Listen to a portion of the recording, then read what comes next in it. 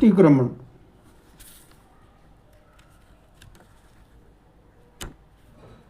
जब चेतना संयम की मर्यादा का अतिक्रमण करती है, चेतना को पुनः मर्यादा में स्थापित करना प्रतिक्रमण कहलाता है। प्रतिक्रमण का अर्थ है लौटना, असत से सत्य की ओर, अंधकार से प्रकाश की ओर, अपूर्णता से पूर्णता की ओर लौटना। जैन साधना पद्धति में प्रतिक्रमण का अतिशय महत्व है।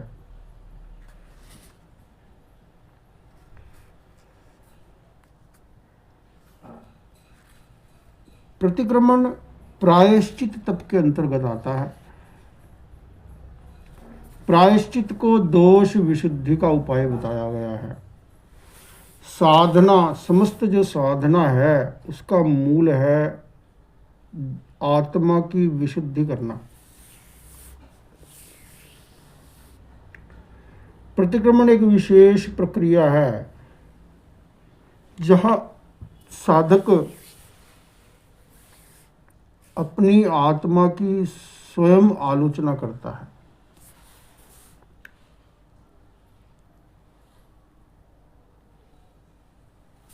जहाँ साधक स्वयं अपनी आत्मा का निरीक्षण करता है, अपने भीतर जो गुण हैं, अवगुण हैं, उनका निरीक्षण करता है। जहाँ साधक अपने जो उसने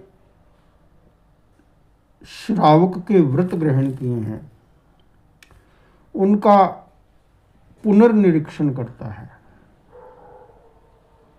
क्योंकि साधना के पथ को स्वीकार कर लेना एक बात है और साधना में निरंतर गति होना, उसके लिए बार बार जो व्रत लिए हैं उन्हें संभालना होता है, उन पर ध्यान केंद्रित करना होता है। तभी व्यक्ति जो है वह साधना के मार्ग पर आगे बढ़ता है। तो मोक्ष की साधना के चार मार्ग हैं, 4 फोल्ड है ये। सम्यक ज्ञान, सम्यक दर्शन, सम्यक चारित्र, सम्यक तप, यह मोक्ष मार्ग है।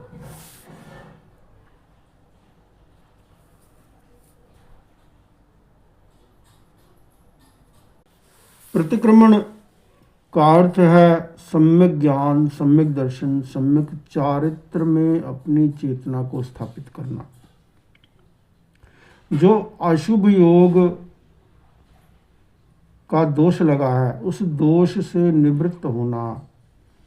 जो मिथ्यात्व, अव्रत, प्रमाद, कषाय, अशुभ योग से आत्मा दूषित हुई है, उस दोष से निवृत्त होना, यह प्रतिक्रमण है। दोष से निवृत्त होने का तात्पर्य है धर्म में स्थित होना। दोनों समानांतर, दोनों कार्य समानांतर होते हैं। दोष को छोड़ना और गुण में अपनी आत्मा को स्थापित करना, क्रोध को छोड़ना और क्षमा में अपनी आत्मा को स्थापित करना। तो श्रावक सम्यक दृष्टि होता है। सम्यक दर्शन के बिना देश चारित्र भी नहीं होता है और महाव्रत रूपी चारित्र भी नहीं होता है।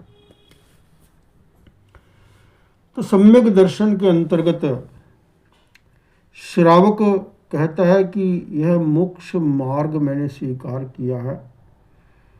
तो अरहंतो महदेवो जावज्जीवं सुसाहुणो गुरुणो जिणपन्नत्तं तत्तं यह सम्मत्तं मये गह्यम्। देव मेरे दिव्य अरहं श्रेष्ठ सारे लोक में। साधना धन साधु मेरे सुगुर पथ आलोक में। धर्म वह जो साधना पथ केवली उपदिष्ट है। आत्मनिष्ठा में अमल सम्यक्त्व मुझको इष्ट है। सम्यक्त्व मुझको इष्ट है। तो श्रावक कहता है कि अरहत जो है वे मेरे देव हैं। अरहत के अंतर्गत सभी सर्वज्ञ केवली भगवंत समाहित हो जाते हैं।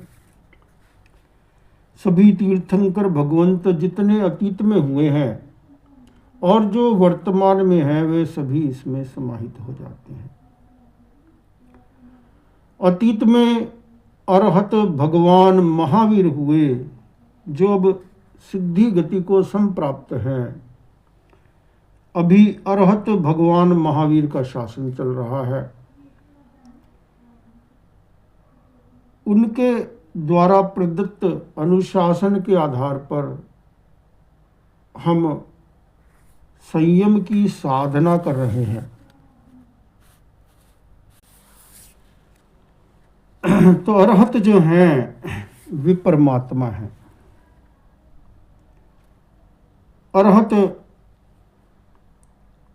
परम ज्ञान, परम आनंद, परम सुख, परम शक्ति से संपन्न है। इसलिए वह परम आत्मा है। जो आत्मा इस परम अवस्था को प्राप्त कर लेता है वह परमात्मा बन जाता है। इसीलिए जो अरहत हैं वे मेरे देव हैं। बिकॉज मेरा जो लक्ष्य है वह है स्पिरिचुअल वेलबींग को प्राप्त करना। Supreme state of spiritual wellbeing उसे ही मोक्ष कहा है। और जिन्होंने उस स्पिरिचुअल वेलबींग को प्राप्त कर लिया है वे ही मेरे देव हैं। वह मेरा डेस्टिनेशन है, वे मेरे आइडियल हैं। इसलिए जो अरहत है वे मेरे देव हैं। देव मेरे दिव्य अरहन शिष्ट सारे लोक में। साधनाधन साधु मेरे सुगुरु पतालो। वे जो सम्यक ज्ञान, सम्यक दर्शन, सम्यक चारित्र, सम्यक तप की अखंड आराधना कर रहे हैं वे शुद्ध साधु मेरे गुरु हैं। अखंड आराधना का तात्पर्य यह नहीं है कि उनकी संयम में कभी कोई रुकावट नहीं आती है, कभी उनको क्रोध नहीं आता है या कभी उनसे कोई गलती नहीं होती है।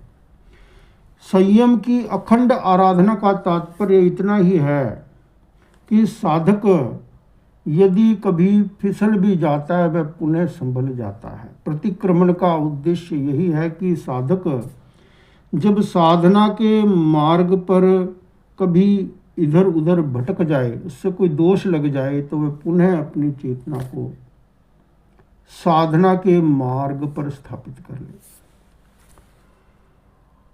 तो वे जो शुद्ध साधुत्व का पालन कर रहे हैं, जो कंचन और कामिनी के त्यागी हैं, 5 महाव्रतधारी हैं, 5 महाव्रत, 5 समिति, 3 गुप्ती की आराधना करते हैं, वे शुद्ध साधु मेरे गुरु हैं। मैं उनको प्रणाम करता हूँ। यह सम्यक दर्शन के 2 पड़ाव हैं, देव और गुरु। तीसरा पड़ाव है धर्म, कि मैं उस धर्म को स्वीकार करता हूँ जो केवली प्रज्ञप्त है। केवली प्रज्ञप्त धर्म को मैं स्वीकार करता हूँ। धर्म वह जो साधना पथ केवली उपदिष्ट है। तो वह धर्म जो भगवान ने बताया है, वह धर्म क्या है? संबर और निर्जरा धर्म है, संयम और तप धर्म है। अहिंसा, सत्य, अस्तेय, ब्रह्मचर्य, अपरिग्रह धर्म है। तो मैं उस धर्म, वह जो साधना का पथ है जो भगवान ने बताया है, सम्यक ज्ञान, सम्यक दर्शन, सम्यक चारित्र, सम्यक तप, मैं उसे अपने धर्म के रूप में स्वीकार करता हूँ। तो श्रावक सम्यक दृष्टि संपन्न होता है। सम्यक दर्शन का अर्थ है धर्म में श्रद्धा होना, कि धर्म से ही जीवन का कल्याण होता है, धर्म ही मंगल है। और अरहत मंगल हैं, आचार्य भी मंगल, गुरु भी मंगल है, देव भी मंगल है, गुरु भी मंगल है, और धर्म भी मंगल है। जो देव गुरु धर्म की सम्यक आराधना करता है उसका मंगल होता है, उसका कल्याण होता है। इसलिए कहा कल्याणम मंगलम। तो सम्यक दर्शन यह मोक्ष का आधारभूत तत्व है। सम्यक दर्शन के अंतर्गत जो साधक है सम्यक दर्शन का, वह पंच परमेष्ठी भगवान को पंच परमेष्ठी को नमन करता है। क्योंकि पंच परमेष्ठी कोई व्यक्ति नहीं है, यह आत्मा की 5 अवस्थाएं हैं। नमो अरहंताणम, अरहत परमात्मा जिन्होंने 4 घणघाती कर्म को का क्षय कर दिया और परम ज्ञान, परम पवित्रता और परम शक्ति से संपन्न हो गए हैं, वे साकार परमात्मा है। और नमो सिद्धाणम, वह जो अरहत हैं, वे जब अपना आयुष्य पूर्ण कर, अंतिम भव पूर्ण कर अशरीर अवस्था को, मुक्त अवस्था को प्राप्त कर लेते हैं, उसे सिद्ध गति कहा गया है। अर्थात जीव ने जो अध्यात्म की यात्रा प्रारंभ की थी, वह उसकी यात्रा संपन्न हो गई, सिद्ध हो गई। जो उसने संकल्प लिया था कि मुझे अपनी आत्मा में अवस्थित होना है, आत्मा के भीतर अनंत सुख है, आत्मा का स्वभाव सुख है। इसका अनुभव वही व्यक्ति कर सकता है जो आत्मा की साधना करता है। तीसरा पद है नमो आयर्याणम, चौथा पद है नमो उवज्झायाणम, और 5वां पद है नमो लोहे सब साहुनम। ये साधक अवस्था है। नमो अरहंताणम, अरहत जो है वे यथाख्यात चारित्र संपन्न होते हैं। आचार्य, उपाध्याय और साधु वर्तमान में भी इस पृथ्वी पर हैं हमारे समक्ष, पर अरहत अभी हमारे प्रत्यक्ष नहीं है। सीमंदर स्वामी, अरहत सीमंदर स्वामी आदि अरहत महाविदेह क्षेत्र में विद्यमान है, परंतु हमारे प्रत्यक्ष नहीं है। प्रत्यक्ष हो या परोक्ष हो, प्रत्यक्ष होने पर भी यदि धर्म के प्रति श्रद्धा नहीं है तो प्रत्यक्ष का भी कोई लाभ नहीं होता। और परोक्ष में भी है, यदि व्यक्ति धर्म मार्ग के अनुरूप आचरण करता है तो उसका कल्याण हो जाता है, उसका अरहतों से संपर्क स्थापित हो जाता है, उसका सिद्धों से भी संपर्क स्थापित हो जाता है। पास में रहकर भी यदि व्यक्ति का आचरण अच्छा नहीं है तो एक दूरी बनी रहती है, और व्यक्ति का अगर आचरण अच्छा है तो दूर रहकर भी नजदीकी आ जाती है। तो आत्मा के पास जो रहता है वह अरहत के पास भी रहता है, वह देव गुरु धर्म की सन्निधि में रहता है। धर्म की सन्निधि में रहता है, वह देव की सन्निधि में भी रहता है और गुरु की सन्निधि में भी रहता है। तो आचार्य जो है वे गुरु हैं। आचार्य हैं वे चतुर्विध धर्म संघ का संचालन करते हैं। चारों तीर्थों का संचालन करते हैं। श्रावक, श्राविका, साधु, साध्वी, वे अरहत के प्रतिनिधि होते हैं, 36 गुणों के धारक होते हैं।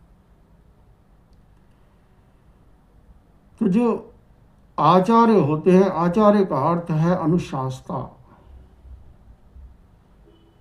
तेरा पंथ में आचार्य श्री महाश्रमण जी हैं, वे मेरे धर्माचार्य हैं, हमारे धर्म संघ के वे संचालक हैं, मेरे जीवन नैया के कर्णधार हैं। क्योंकि गुरु है, गुरु की करुणा से मिलता संयम सुखमय, गुरु के चरणों में रहता साधक निर्भय, गुरु की सन्निधि में दुविधा मिटती सारी, गुरु का पथ दर्शन पग पग मंगलकारी, गुरु के अनमोल बोल संजीवन देते, तूफानों में भी जीवन नौका खेते, गुरु त्राणों का त्राण विश्ववत्सल है, मिलता जिससे पल पल नूतन संबल है, हर कठिन समस्या का हल गुरु की आस्था, दिग्भ्रांत मनुज को मिल जाता है रास्ता, गुरुदेव द्वीप है, शरण प्रतिष्ठा गति है, गुरु दृष्टि जगत में सबसे बड़ी प्रगति है, गुरु दृष्टि जगत में सबसे बड़ी प्रगति है। साधना में गुरु का बड़ा महत्व होता है। गुरु की करुणा से संयम की प्राप्ति होती है। पर गुरु की करुणा कैसे प्राप्त होती है? गुरु तो करुणा बरसा रहे हैं। जो व्यक्ति गुरु दृष्टि की आराधना करता है वह गुरु की करुणा को प्राप्त कर लेता है। गुरु की दृष्टि, गुरु की शिक्षा की आराधना करता है। जो संयम की आराधना कर रहा है, तप की आराधना कर रहा है, वह गुरु दृष्टि की आराधना कर रहा है। उसे गुरु की करुणा प्राप्त है और वह व्यक्ति गुरु चरणों में है। गुरु के पास बैठकर भी जो व्यक्ति राग, द्वेष, कषाय, असंयम में रमण कर रहा है वह वास्तव में गुरु चरणों में नहीं है। गुरु चरणों में वही होता है जो व्यक्ति विनय, क्षमा, मैत्री, करुणा, ऋजुता, संतोष भाव में रमण करता है, जो मर्यादा और अनुशासन में रहता है, वह व्यक्ति वास्तव में गुरु चरणों में रह रहा है और उसी व्यक्ति को गुरु की सन्निधि प्राप्त है। जो व्यक्ति गुरु की सन्निधि में रहता है अर्थात मर्यादा और अनुशासन में रहता है, उसकी सभी दुविधाएं मिट जाती हैं और गुरु के अनमोल बोल संजीवन देते, तूफानों में भी जीवन नौका खेते। गुरु की जो वाणी है गुरुवाणी है, जिनवाणी है गुरुवाणी है, और वह क्या है? उनका जो दर्शन है, उन्होंने जो मर्यादा और अनुशासन दिया है, जीवन का दर्शन दिया है, वह दर्शन जो है संजीवनी बूटी के समान है। जीवन को रेनोवेट कर देता है। व्यक्ति की जो चेतना है उसका रेनोवेशन हो जाता है, चेतना जागृत हो जाती है, सुप्त चेतना जागृत हो जाती है और आंतरिक और बाह्य दोनों प्रकार के तूफानों में वह व्यक्ति सहजता से अपनी नौका को पार लगा देता है। गुरु कृपा, देव गुरु की कृपा है। इसका अर्थ है कि जो कुछ भी मैं संयम की आराधना कर रहा हूं वही गुरु कृपा है। जितनी देर तक संयम की आराधना चल रही है इसका मतलब गुरु की कृपा को हम ले रहे हैं। और जब चेतना असंयम में चला जाए तो इसका मतलब गुरु कृपा से हम थोड़ा दूर हो गए हैं। प्रतिक्रमण का अर्थ है पुनः गुरु कृपा में लौट आना। गुरु जो है वे अत्राणों के त्राण हैं, विश्व वत्सल हैं। जब व्यक्ति मर्यादा और अनुशासन का पालन नहीं करता तो वह अत्राण हो जाता है, खतरे में चला जाता है। और जब व्यक्ति मर्यादा और अनुशासन में रहता है तो वह त्राणवान हो जाता है, वह सुरक्षित हो जाता है, गुरु की सन्निधि में आ जाता है। गुरु की सन्निधि में आना, धर्म की सन्निधि में आना एक ही बात है। और गुरु विश्व वत्सल हैं। गुरु का वात्सल्य प्राप्त करना, उससे संबल मिलता है जीवन में। धर्म एक संबल है, धर्म बहुत बड़ा संबल है। गुरु के जो वचन है वे बहुत बड़ा संबल होते हैं। वे हमें उत्पथ में जाने से रोकते हैं और सन्मार्ग में आगे बढ़ाते हैं। जीवन में कोई भी समस्या हो, गुरु के प्रति श्रद्धा रखकर व्यक्ति आगे बढ़ता है तो समस्याएं समस्या नहीं रहती और कष्ट कष्ट नहीं रहते और सभी प्रकार की विघ्न बाधाओं का निवारण हो जाता है। तो कहा कि जो दिग्भ्रांत मन जो है उसे भी रास्ता मिल जाता है। दिशा भटक गया व्यक्ति तो गुरु की सन्निधि से, गुरु के प्रति जहाँ दृढ़ आस्था होती है, श्रद्धा होती है, आकर्षण होता है, धर्म में आकर्षण, गुरु के प्रति आकर्षण कि मुझे गुरु के अनुसार चलना है, मुझे गुरु दृष्टि की आराधना करनी है, गुरु के प्रति प्रेम, गुरु के प्रति सम्मान की भावना। इससे जो व्यक्ति कभी दिग्भ्रांत हो जाता है, कभी गलत दिशा में चला जाता है, उसे समझ में नहीं आता मैं क्या करूं, तो यह आस्था जो है गुरु के प्रति व्यक्ति को सन्मार्ग पर ले आती है। और गुरुदेव जो हैं वे द्वीप हैं, शरण है, प्रतिष्ठा है, गति है। गुरु की जो दृष्टि है वह जीवन की सबसे बड़ी प्रगति है। तो गुरु आचार्य नमो आयर्याणम और नमो उवज्झायाणम, उपाध्याय भगवंतों को नमस्कार। उपाध्याय श्रुत की उपासना करते हैं। उपाध्याय का संबंध श्रुत से है और बहुश्रुत शब्द आता है आगमों में। बहुश्रुत का संबंध केवल शास्त्रों का ज्ञान कर लेने मात्र से नहीं है। बहुश्रुत का यहाँ अर्थ बताया गया है जो शील और व्रत का उत्कृष्ट पालन करता है। एक व्यक्ति शील और व्रत का पालन करता है पर उसके पास बहुत ज़्यादा विशिष्ट ज्ञान नहीं है। कर्म शास्त्र, आश्रव, निर्जरा, संबर आदि जो तत्व हैं वे उनकी गहराई में नहीं जा पाता है। सामान्य साधना करते हुए भी व्यक्ति मोक्ष को प्राप्त कर लेता है। पर जो बहुश्रुत है वह तत्व के आधार पर साधना करता है, तत्व की गहराई से साधना, तत्व की गहराई में पहुंच जाता है वह साधना करता हुआ, तो वह बहुश्रुत वास्तव में उपाध्याय है। और वैसे उपाध्याय तो एक पद भी है कि जो आचार्य हैं, आचार्य भी एक पद है, उपाध्याय भी एक पद है। जहाँ व्यवस्था का संचालन करना होता है तो उसके लिए पद की व्यवस्था भी जरूरी है। तो आचार्य, उपाध्याय और साधु साध्वी सभी चारित्रात्मा हैं।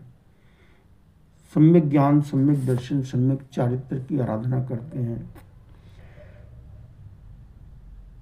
पर चारित्र की आराधना यह एक स्किल है, स्पिरिचुअल स्किल है। और संघ का संचालन करना यह मैनेजमेंट स्किल है। स्पिरिचुअल स्किल्स हमें मैनेजमेंट स्किल्स में भी मदद करती हैं। खैर, पद की बात अलग है। पद का संबंध भाग्य से भी होता है, पद का संबंध योग्यता से भी होता है, पद का अनेक चीज़ों से संबंध होता है।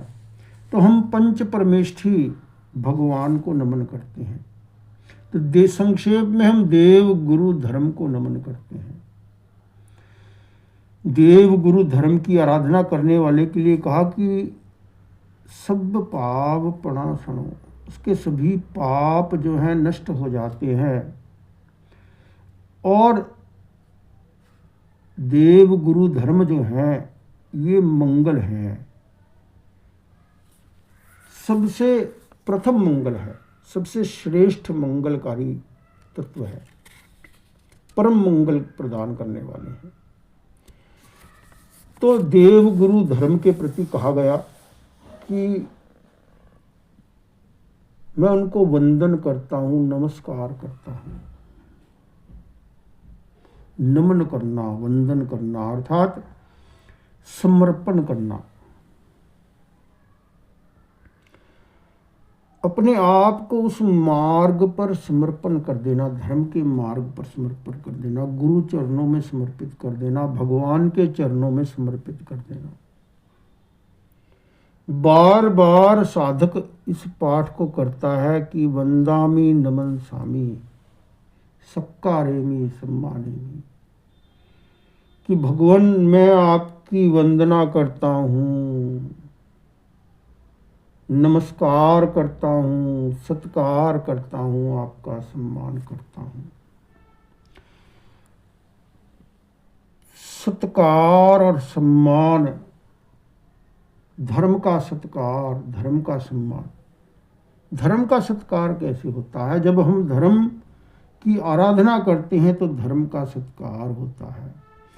जब हम धर्म की आराधना करते हैं तो धर्म का सम्मान होता है। जब हम गुरु दृष्टि की आराधना करते हैं तो गुरु का सत्कार होता है, गुरु का सम्मान होता है, गुरु के प्रति समर्पण घटित हो जाता है।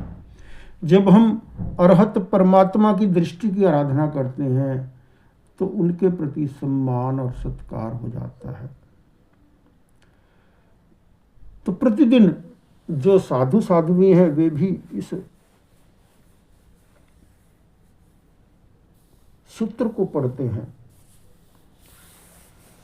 कि कल्याणम मंगलम देवयम चेयम पजवासामि मिथ्येण वंदामि, कि यह जो धर्म है यह कल्याणकारी है, गुरु दृष्टि कल्याणकारी है, गुरु भक्ति कल्याणकारी है, अरहत की भक्ति कल्याणकारी है, मंगलकारी है।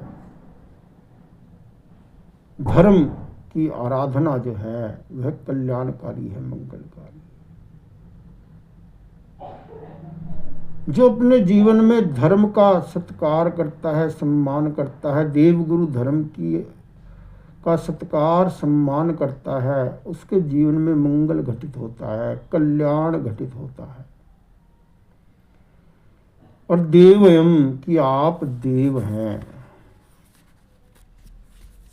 देव का अर्थ है आइडियल, कि आप मेरे आइडियल हैं।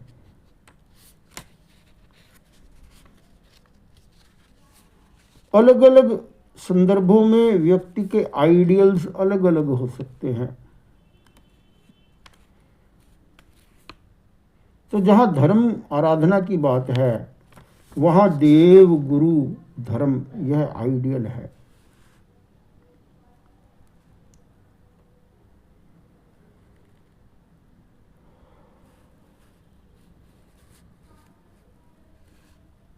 और कहा चेयम, आप ज्ञानवान हैं। ज्ञान क्या है? धर्म जो है वह ज्ञान है, अधर्म अज्ञान है। गुरु दृष्टि के अनुसार चलना है ज्ञान है, गुरु के प्रति श्रद्धा समर्पण यह ज्ञान है। परमात्मा के प्रति श्रद्धा का समर्पण, परमात्मा की दृष्टि की आराधना करना यह